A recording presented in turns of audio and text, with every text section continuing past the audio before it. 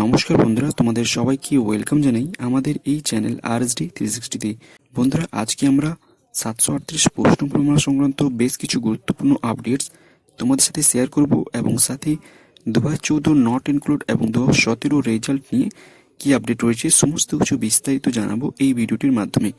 তো অবশ্যই তোমরা ভিডিওটি সম্পূর্ণ দেখবে, আর তোমরা যদি এই চ্যানেলে নতুন এসে থাকো তো অবশ্যই চ্যানেলটিকে সাবস্ক্রাইব করে রাখবে। প্রাইমারি টেট রিলেটেড সমস্ত রকম আপডেট এবং খবরাখবরগুলি এই চ্যানেলেই দিয়ে থাকি। তো অবশ্যই তোমরা নতুন এসে থাকলে অবশ্যই চ্যানেলটির সাথে থাকবে।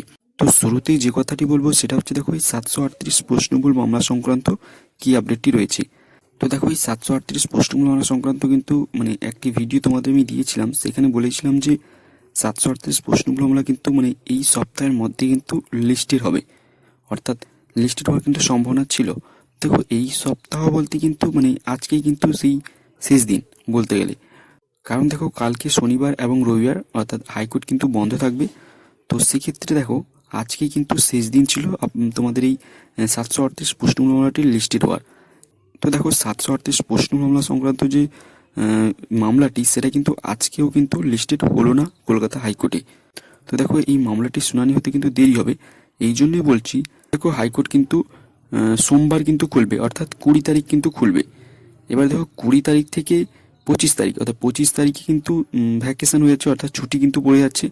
অতএব সেক্ষেত্রে হাইকোর্টের হাতে কিন্তু আর মাত্র 3 থেকে 4 দিনের মতো সময় রয়েছে, এবং সেই 3 থেকে 4 দিনের মধ্যেই কিন্তু এই প্রশ্নপূল সংক্রান্ত যে মামলাটি এটা কিন্তু হিয়ারিং করতে হবে এবং এটা ফাইনাল কিন্তু শুনানি দিতে হবে।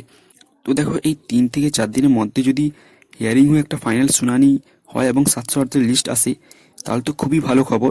কিন্তু দেখো যেটা মনে করা যাচ্ছে সেটা কিন্তু এখন কিন্তু হবে না, এই যে 3 থেকে 4 দিনের মধ্যেও কিন্তু লিস্টেড হওয়ার কিন্তু সম্ভাবনা নেই, কারণ 25 তারিখ থেকে তো ছুটি পড়ে যাচ্ছে। তো সেক্ষেত্রে কিন্তু তোমাদের এই 738 লিস্ট কিন্তু আবার কিন্তু সেই জানুয়ারি মাস কিন্তু লেগেই যেতে পারে।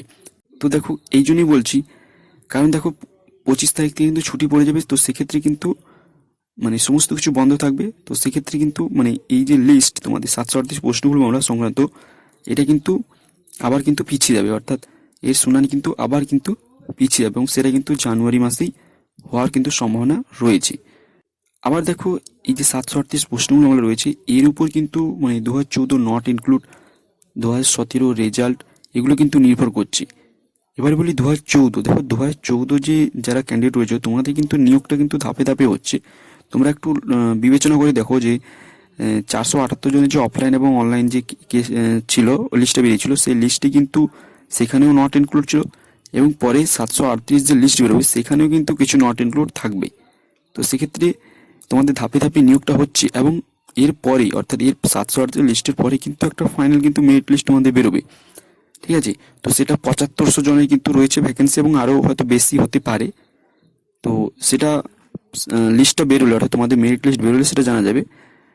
তো তোমাদের কিন্তু এই যে 700 লিস্ট সেটা না বেরোলে কিন্তু তোমাদের লিস্ট কিন্তু বেরোচ্ছে না, এবং যেহেতু 700 লিস্ট এখনও লিস্টেড হয়নি, তো কবে এর হিয়ারিং হবে সেরকম কোনো আপডেট কিন্তু এখনও পাওয়া যাচ্ছে না। তবে যদি কোনো আপডেট পাই তো অবশ্যই তোমাদের জানিয়ে দেবো। এবং তার সাথে বলবো 2017, দেখো 2017 যেসব ক্যান্ডিডেট রয়েছে তোমাদেরও কিন্তু সেম কেস, কারণ 738 লিস্ট না বেরোলে কিন্তু তোমাদেরও কিন্তু 2017 রেজাল্ট কিন্তু বেরোচ্ছে না। তো সেক্ষেত্রে তোমাদেরও কিন্তু ওয়েট করতেই হবে। আপাতত ডিসেম্বর মাস পর্যন্ত ওয়েট করো, তারপরে দেখো কি হয়, এবং তারপরে তোমরা প্রয়োজনীয় স্টেপ কিন্তু তোমরা নেবে। তো বন্ধুরা, এই ছিল গুরুত্বপূর্ণ আপডেট। তো যদি তোমাদের ভিডিওটি ভালো লাগে তো অবশ্যই লাইক করে দেবে এবং শেয়ার করে দেবে, আর চ্যানেল নতুন এসে থাকলে অবশ্যই চ্যানেলটি সাবস্ক্রাইব করে রাখবে প্রাইমারি সংক্রান্ত সমস্ত রকম আপডেট এবং খবরাখবরগুলি পাওয়ার জন্য। তো ততক্ষণ পর্যন্ত সুস্থ থাকবে, ভালো থাকবে। জয় হিন্দ, জয় ভারত।